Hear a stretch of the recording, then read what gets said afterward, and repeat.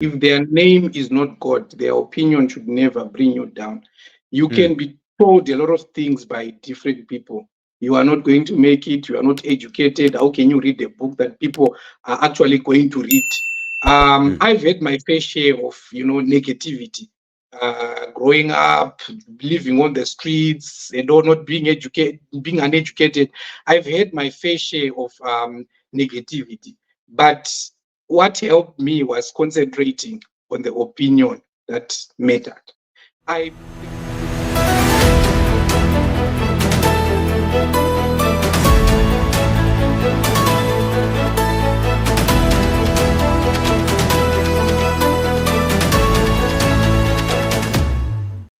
Welcome, viewers, yet again to another exciting segment where we explore, dive in, and learn a lot from uh, people who have made it in life, people whom God has raised step by step.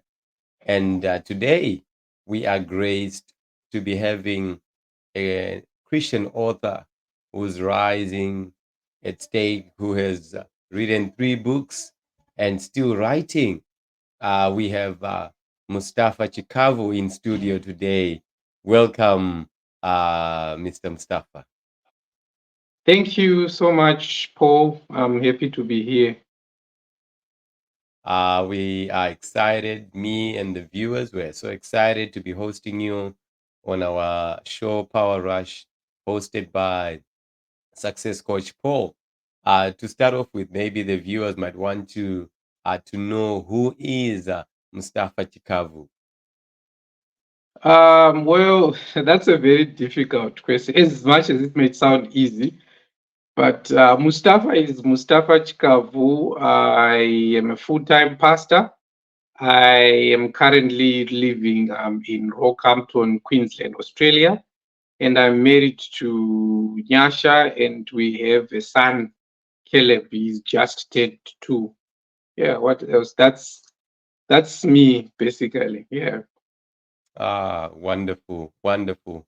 And you mentioned about being a full-time pastor, but yeah. also we also want to understand what else do you do? Yes, what do you do for a living? So I write. I'm an author. Yeah. Oh, great, great. I understand with me in the studio today, I'm actually holding one of your books here, Forgiveness, Why It Is Difficult and Why I Should. Wonderful. This is one of the books authored by Mustafa Chikavhu. Tell us, maybe the viewers might want to know, at what point did you decide to be an author and what was your path to publication, the journey to you being an author. Can you kindly briefly share with us in studio today? Well, I would say I would want to think that I was born an author. Writing has always been a part of my life. Since I remember very well when I was in primary school, my compositions in my class, not tooting my own horn, but my compositions were the best. And I remember my teachers would tell me, we cannot mark you 25 out of 25 because of some unwritten rule that you can't get 25 out of 25 on a composition. But my writing was that good. So I grew up a writer. I've always been writing stuff. When I was a bit older, after O level, that's high school, Mm. I created, I did something weird. So I created an imaginary soccer league in my head based in Mutare. So I came up with 18 schools. I put them in a league. This is all in my head. And of the 18 schools, I came up with 22 players each. So that's 22 times 18. And then I designed the league in my own way, designed fixture. So that's about 289 matches in that league. And every week I would play imaginary matches in my head and write a newspaper article about them. And then I progressed later to The beginning of my writing towards publication was, I would say, maybe 2012, 2013.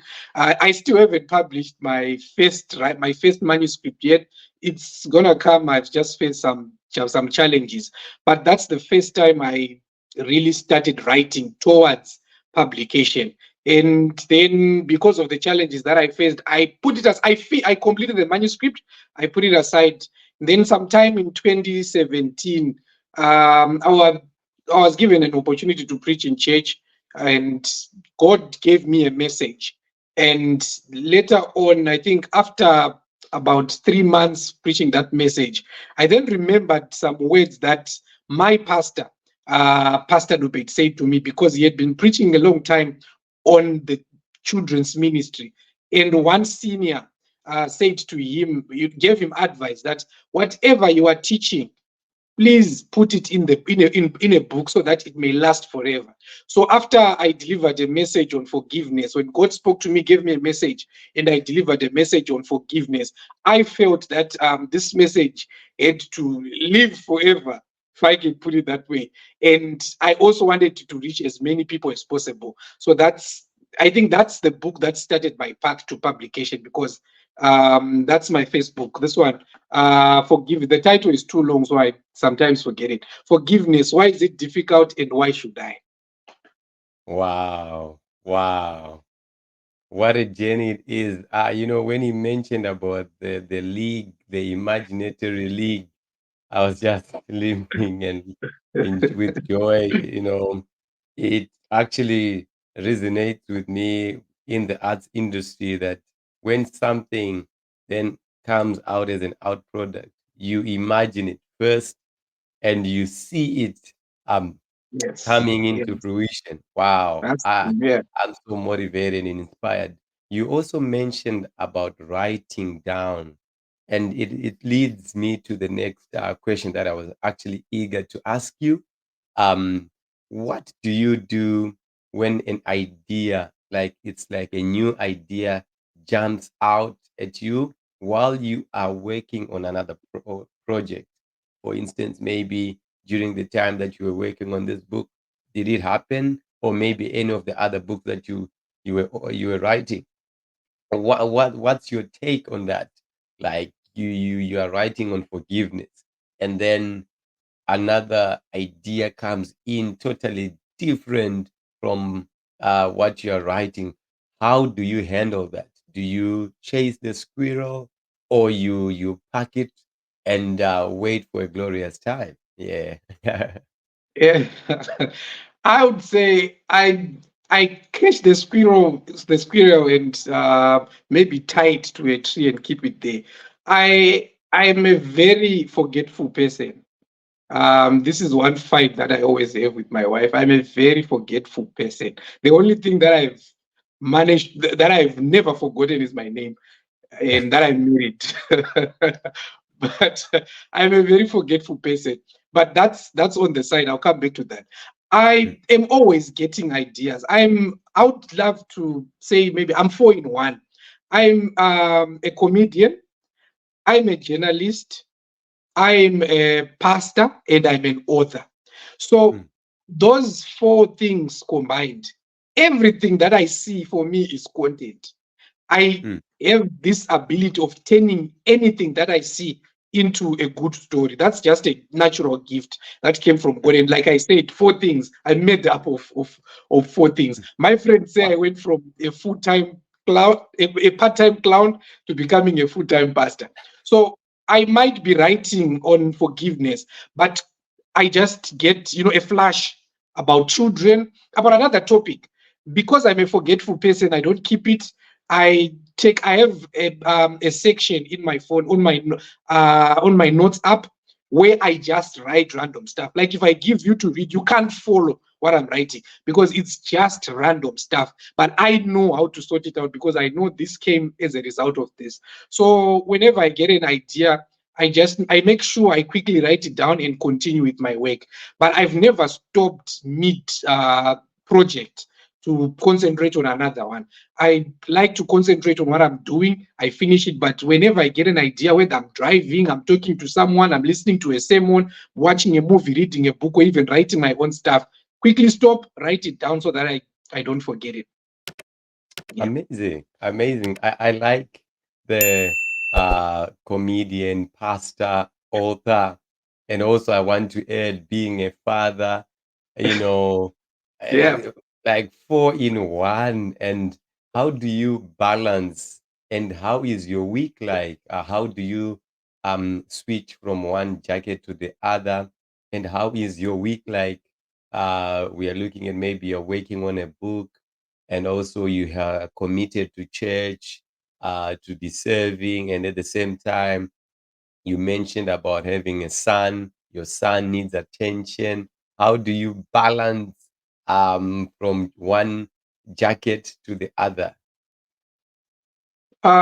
It's all about balance, really. You try to create time. Of course, being a pastor, being a father, and being a husband, you are never going to be perfect in all the three. It's and being an author as well. It's you have to try and try strike the right balance. Like at the moment, I'm also studying a diploma in community services. It's all about trying to strike a balance to give each thing its own time. I could not tell you, Paul, about my typical week because there's nothing typical about a full-time pastor's week.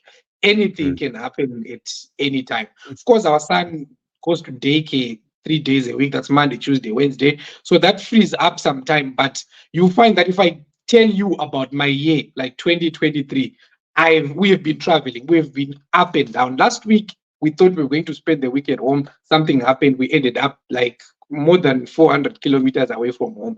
So we really don't have a typical week, but it's all about making the most of the time that is there. So I'm an early sleeper and I wake up very early. My wife is a late sleeper. She wakes up late. So I try to take advantage of the time that my wife is still sleeping in the morning and my son as well. I try to get in as much as I can in my writing. That's where I also get to watch whatever I watch that is outside, church and my writings. So it's you try and find time for everything. Yeah. Wow, interesting. I like it. Giving time for each and everything, striking a balance and making sure everything is flowing well. I like it. I'm taking notes there. You know, me being a coach as well, balancing arts and also being a pastor as well.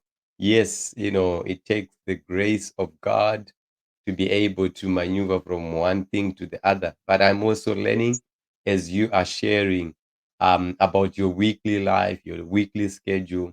Tell me something, Mustafa.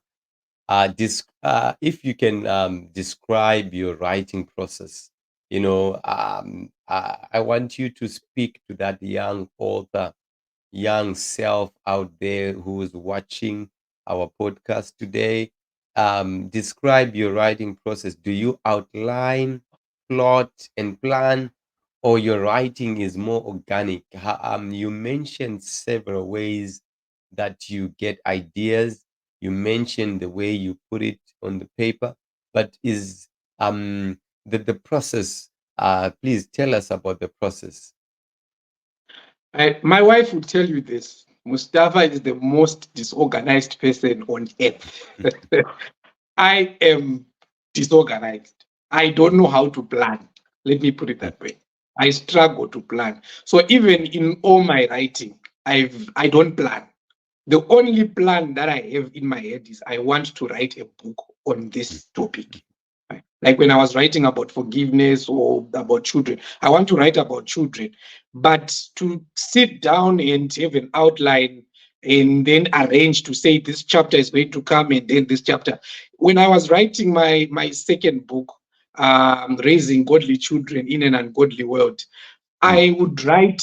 I remember I started on chapter one, chapter mm, two, and then I stopped for a while. I came back. I started writing chapter eight, chapter nine, came back to chapter five. then went ahead, then came back. So I bring everything together at the end. I don't know Mm, how, it's just the grace of God. mm, Everything tends to make sense at the end. But mm, I write, I remember even when I was writing my third book, The Opinion That Matters, everything was all over the place. I remember this one I even started at the end, coming back. But at the end, before I get into the publication process, then mm, sit down and try to bring everything together. But what I would say to other authors, like the upcoming authors, I know of a lot of young guys who have just started their author journey. Try to plan. I am on the fly person. I there, let's do it.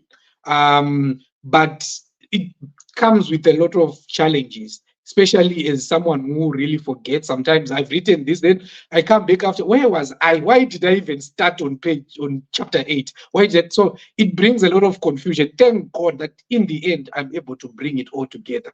But if you mm. are a young author, I'm believing you are smart and intelligent and a bit more organized than Mustafa. Try to sit down and plan. What do I want to write about? What's the message? I do that though. What's the message that I want to put across? Which angle am I coming from? I want to talk about parenting, but which particular aspect of parenting? So you sit down, you plan, and then you arrange your chapters. This can then guide you in your writing. You are not all over the place like Mustafa. So you might be inspired, but be inspired by the publication, but the process, no, no, don't take anything from that. Just try to be an organized person who puts things in order and plans ahead of time, like my Mm. wife. She's good. I'm picking up something there. Planning, those upcoming rising authors out there. You have heard it from Mustafa there that you should plan. Take time to plan. And Mustafa, tell me something. Over the years that you started writing up until now, writing 3 books that are also on the market and are on demand. Tell me, what were the most challenges that you can outline that you can that stand out in your career path as an author, specifically as an author? I would say the greatest challenge to my writing was Mustafa Chikavhu and still remains Mustafa Chikavhu. And in Mustafa Chikavhu, it's is procrastination. That Mm, has been my greatest challenge. Coupled with forgetfulness, I tend to postpone things a lot, not just in writing, but I mm, just put things for the next day, put things aside for the next day. I could have started writing when I was still very young. I mm, could have 20 or 30 books by now, but mm, I think I made a mistake when I have 4 books. I only have 4 at the moment. I'm supposed to be having 30 or so, but I've just been putting things on the side, postponing. I'll do it later, I'll do it later, I'll do it later. mm, So I would say that has been my greatest challenge when it comes to writing and publishing books. Just putting things, on the side. I'll do it later. Even I've got some manuscripts that I started working on around 2014, 2015. But because of procrastination, I just set them aside. I'll finish them later.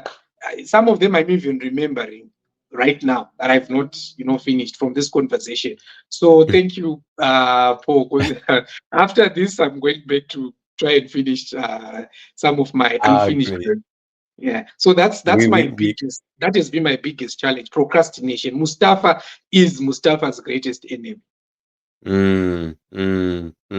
I like that admission, and also the zeal to say you pick it up. We can't wait to read the 5th book. We can't wait to tap into your vast gifting in the path of authorship. Um, Tell me something. Among the four books that you have written, which one is, I don't know if I can put the word favorite or one that stands out, and why? Maybe in few words, just to share to the viewers who might not know the book, maybe the name of the book, and what inspired you to write the book, how you feel it is the one that stands out. Why do you feel that it is the one that stands out? Yes, tell us about that fave book that, yeah, that you have among your books. They say you never forget your first, and that's the same with me and my authorship journey. It has to be. If I have a favorite, it has to be this one for forgiveness. Why Ah, is it great, difficult, great, and why great. should I? It's just like Caleb made me a father. This book made me an author. Growing Mm, up, I had one aspiration growing up, and that mm, aspiration was to become a pastor. When mm, I would tell everybody who would listen that when I grow up, I'm going to become a pastor. But on the side, I this obsession with the title author.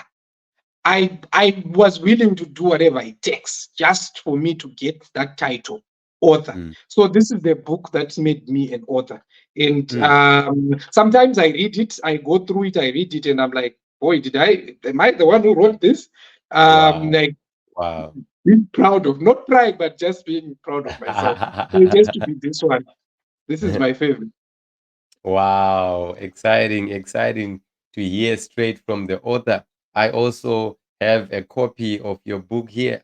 Allow me to extract just the back cover of your book. It's so amazing. It reads, you wrote to us to read. This book is a powerful tool that speaks directly to the heart of the offended.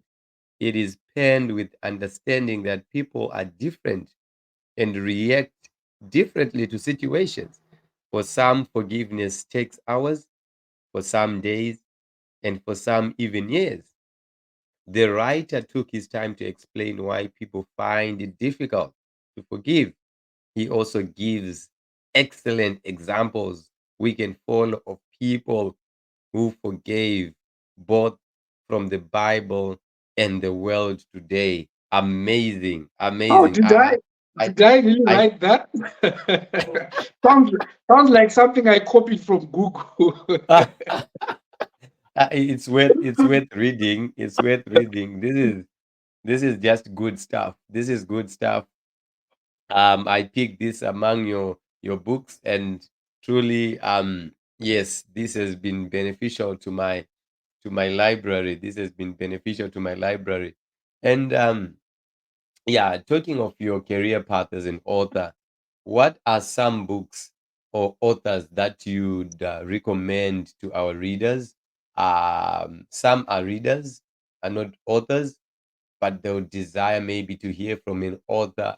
What books and authors do you recommend to readers out there as a source of inspiration in different areas? It might be leadership, it might be mental health, it might be Christian. You spoke about being a pastor. Share with us authors that you might recommend or books that you might recommend. I would recommend one of my favorite authors, Apostle Professor Ezekiel Andinawangu Guti, a renowned Christian author with over 100 books. Why I like this particular author is simplicity. Someone said simplicity is the key. His Mm, English is simple, his message is simple, mm, his books are simple, and he mm, himself was a simple man. So I would mm. highly recommend this author if you are looking for a simple delivery of the gospel. But my reading is all over the place. I don't read. I don't do much of Christian reading. I like novels, and this is Jeffrey Deaver is my favorite author. I like crime shows. That's what I watch all the time.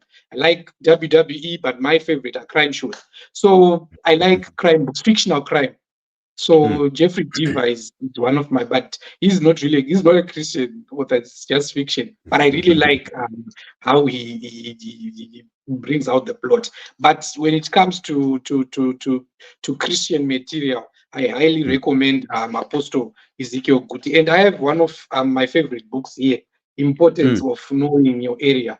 This mm, is one of the books that he wrote, which talks mm, about, knowing the area of your calling, knowing what mm, you are good at, and be excelling in that area.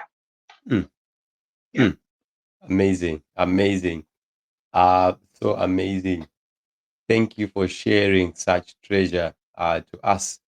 Um, Allow me to ask as well, like Yeah. you spoke about the journey, from the first book, now you're on the fourth book. Um, I assume at some point you might have received some criticism. My question to you is, what was your toughest criticism as an author that you might have received? And also, maybe on the good side, what was the best compliment that you got? It might be from a friend, relative, or a stranger. Yes, tell us, Mustafa. Um, I can't really recall. I remember I'll hide behind my forgetfulness. I told you I'm a very forgetful person. So I can't really, I don't really remember.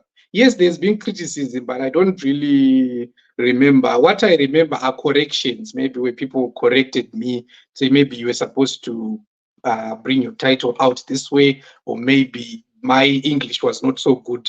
But there's been negativity.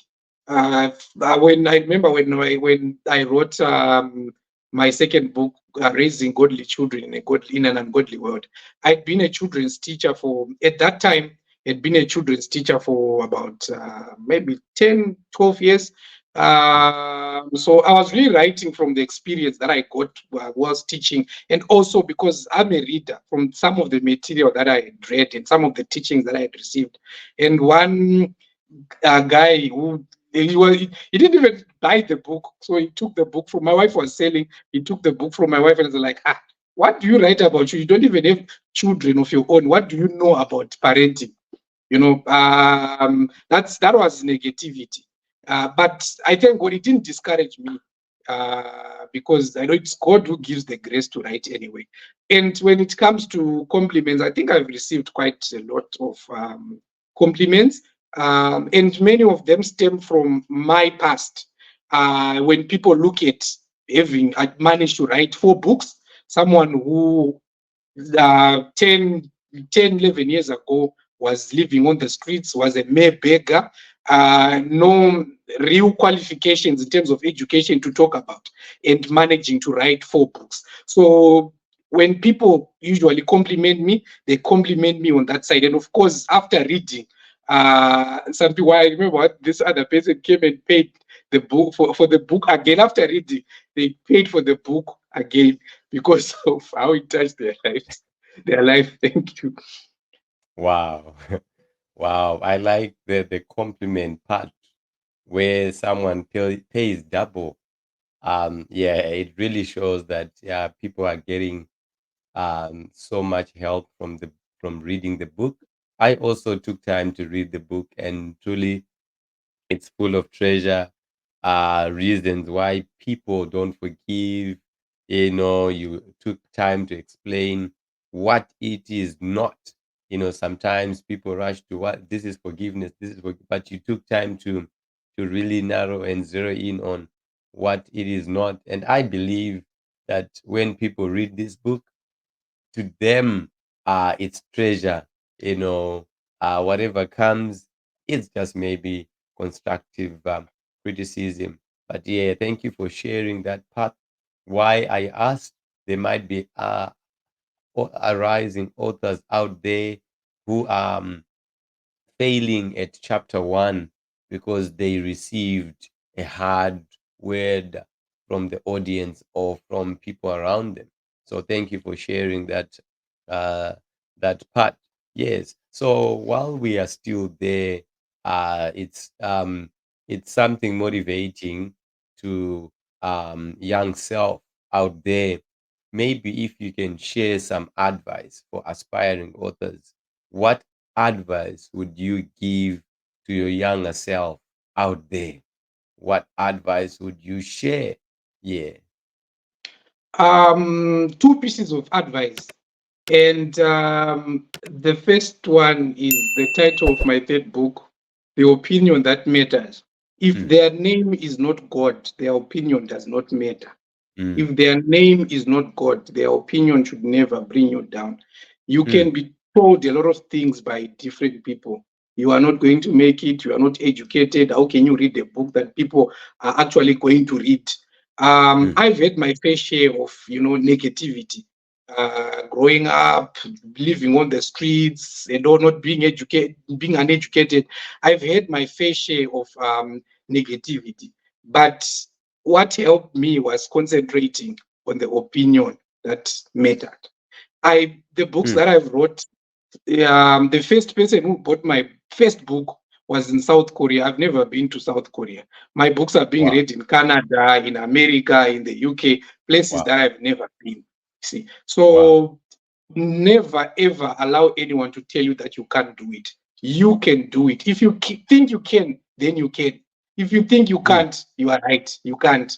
mm, You mm, stay like that. And the second mm, piece of advice that I would give to any aspiring author, I was talking to another aspiring author the other day, and I told him, just write. Don't mm, think when you are writing, don't think about money for publication. You first write and then the money mm, will come.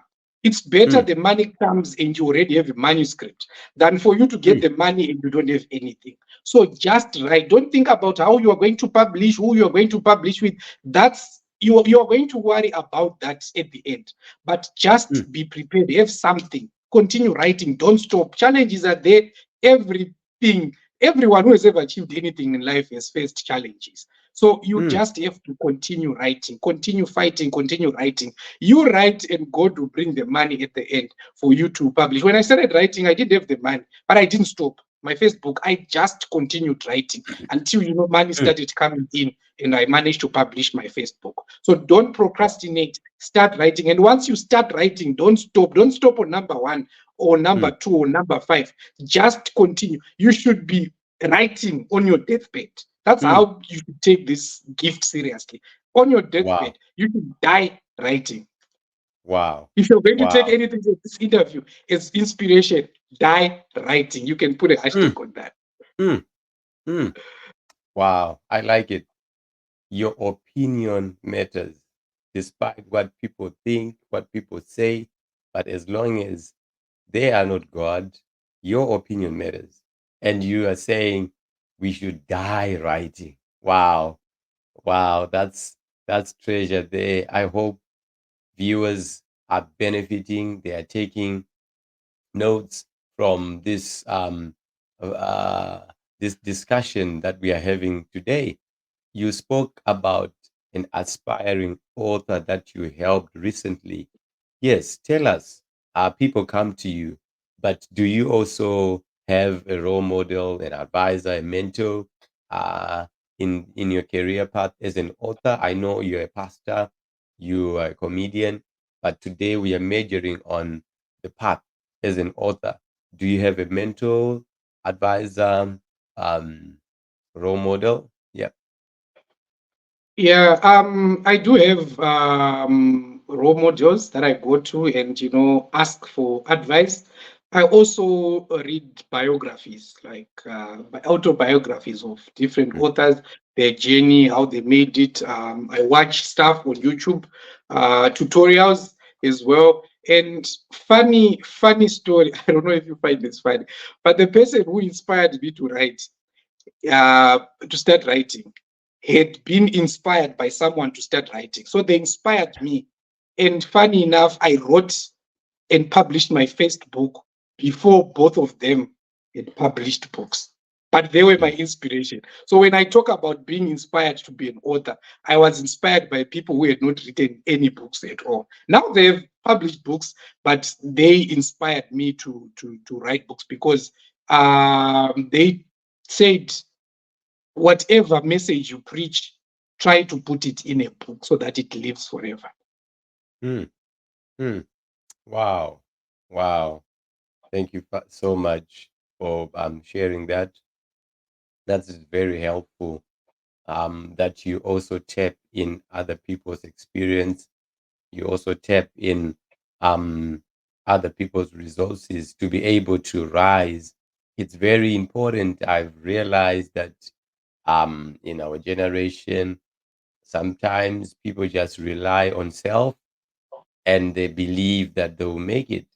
But I want to submit to us, even as the host of the show, that even I myself, I tap into other people's resources to get and to benefit and to be able to tap into people who have walked the path. I like what you have said. And maybe as, Can I give you a statement there? yep, I would direct translation from English, from Shona to English. A yes. wise bird builds its nest using other feathers from other birds. So a Mm, wise bird would take feathers from other birds and build mm, its nest. wow. Wow. I like it. I like it. I like it. Like what you're saying is very true. As a content creator myself, you tap into ideas Yeah. from Google, you tap into ideas from YouTube, you tap into ideas from all sorts of various platforms, and you build it up. So what you're saying is very true in life, that a bird uses other birds' feathers to build its nest. You need you're preaching right now.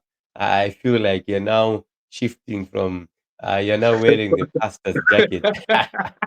You're now preaching there, you know, that we need each other. You can't survive by yourself. You just need each other. It's like the ecosystem, it depends on each other.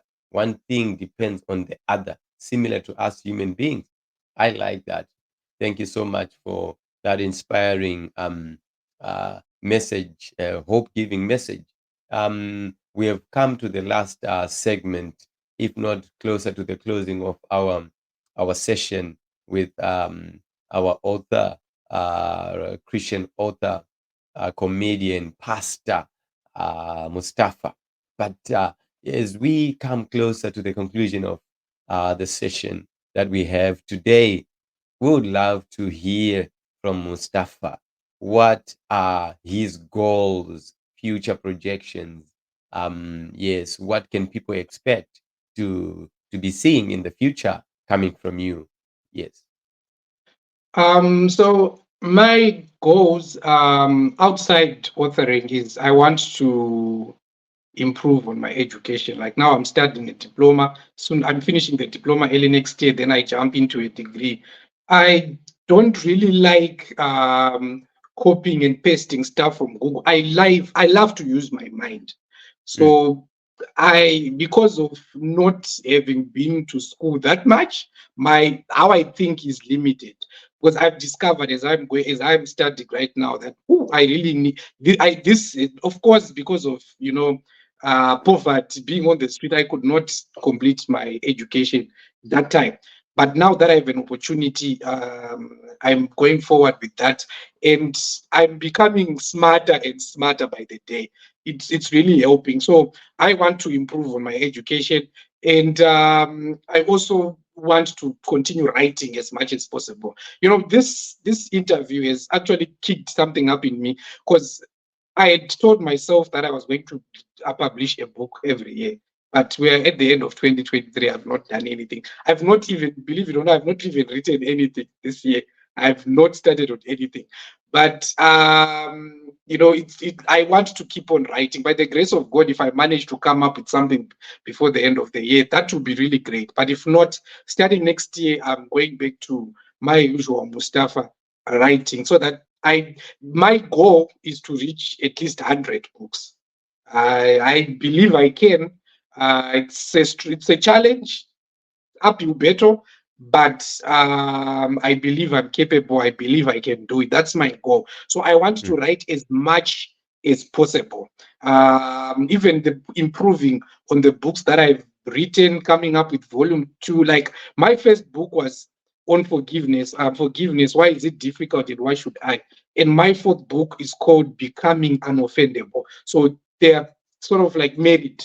And that's something that I want to do. I wrote on children. I want to to write more on that, as well as my book, The Opinion That Matters. I want to also write more in that line of thought.